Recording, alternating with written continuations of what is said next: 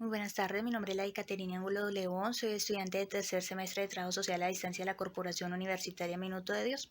El día de hoy voy a hablar sobre hitos históricos del desarrollo dominante. Este tema está relacionado con la materia de desarrollo social contemporáneo.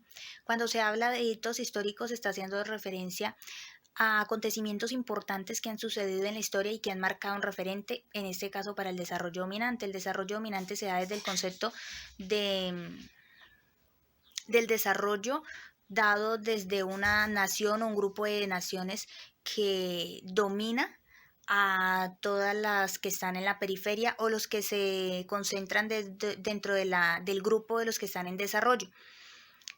En cuanto a estos hitos, el primero inició en el siglo XVI, se da en la época de la conquista. Allí hay una división entre metrópoli y colonia. Esta división lo que hace de que haya una construcción del otro, esa construcción se da por medio de dicotomías, por referentes de extremo a extremo, y cada una de estas dicotomías da de cierta manera paso a que se legitime como tal el tema de la dominación. Entre las palabras que encontramos está civilizados y bárbaros, modernos tradicionales, norte-sur, primer mundo y tercer mundo. Listo, hacia el año 1533 está el Tratado de Tordesillas. Este Tratado de Tordesillas se firma entre España y Portugal y inicia la construcción de las periferias y la división internacional del trabajo. Cuando decimos que inicia la construcción de las periferias, esto hace referencia a que comienza a mirarse que la metrópoli está en el centro, que sería en este caso, por ejemplo, España, y las periferias serían cada una de los países o naciones que ellos conquistaron, ¿sí? Digamos que los de Latinoamérica como Colombia. Entonces nosotros haríamos parte de las periferias y que allí comienza también a verse como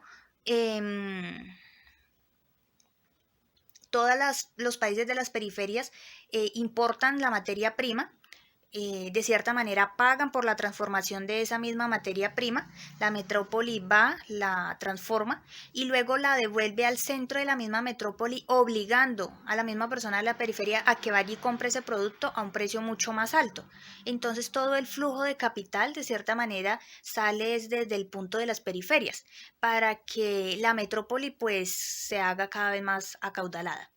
Hacia 1789 a 1799 se da la Revolución Francesa, cae la monarquía, que sería todo lo de los reyes, la primera generación de derechos humanos en cuanto al hombre y al ciudadano, derechos personales y comunitarios, la pérdida de la iglesia, pierde gran poder y pierde grandes propiedades y la abolición de la esclavitud. Al haber derechos humanos, pues ya no habría esclavitud como tal.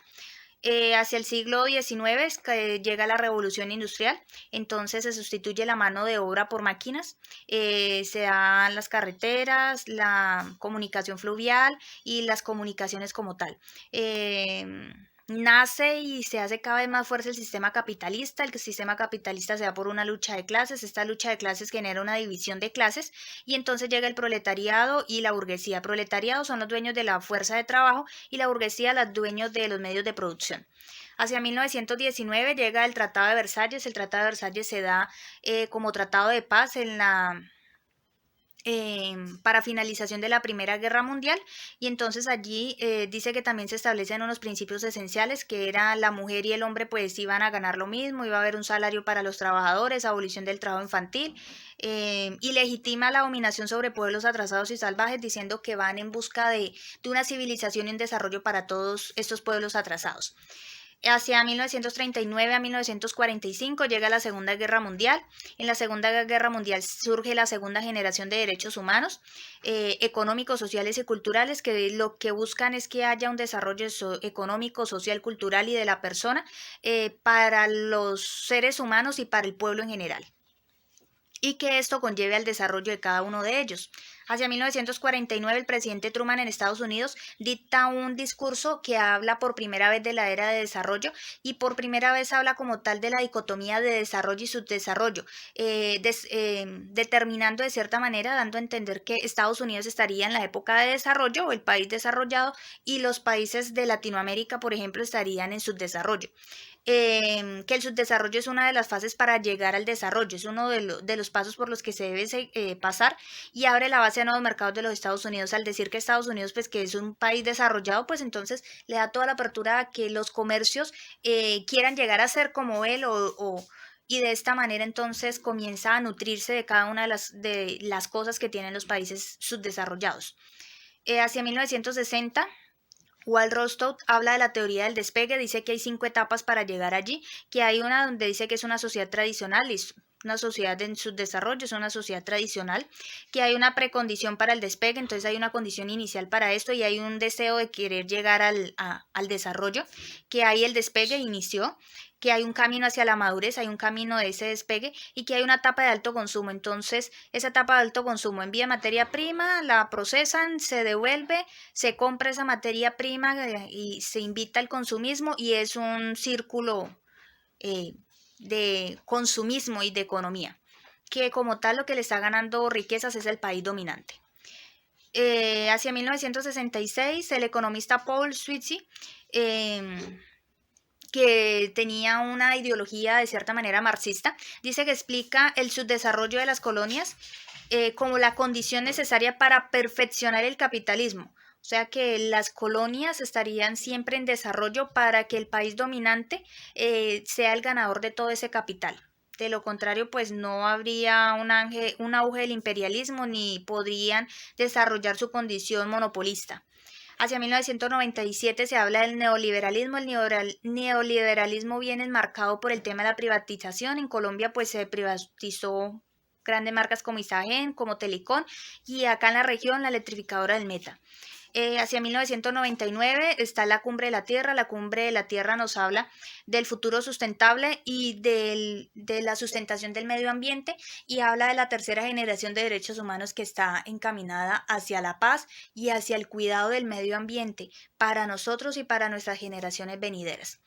En cuanto a cada una en cuanto a las encíclicas papales, nos dice que las encíclicas son una carta solemne que emite el Papa a todos los obispos y los fieles católicos. Estas son doctrinas de fe y de costumbres. Él hace cerca de 14 cíclicas, dentro de ellas hay creo que 3 muy importantes que tienen que ver con la acción social. Desde la iglesia y el catolicismo siempre se busca, y el cristianismo, lo que se busca es ayudar al prójimo y el amor al prójimo como tal. Cada uno de estos hitos históricos hicieron que hubiera desarrollo de cierta manera para los sistemas capitalistas, pero ese desarrollo iba solamente hacia la persona que estaba en el norte o hacia la persona que estaba en el desarrollo o hacia el país que estaba en desarrollo, pero no iba hacia la fuerza de trabajo, hacia el proletariado. Y esto generó grandes desigualdades sociales, grandes desigualdades en las clases sociales como lo vemos todavía. Y también genera muchísima pobreza. Entonces el Papa con cada una de esas encíclicas lo que invitaba era a la transformación de todas y cada una de esas desigualdades, al apoyo y a la intervención por medio del mismo cristianismo y a que los derechos del hombre y el trabajo se miraran de una perspectiva más humana y no desde una perspectiva de la esclavitud como se hacía antiguamente. Esto está todo por ahora. Muchas gracias, feliz y bendecida tarde.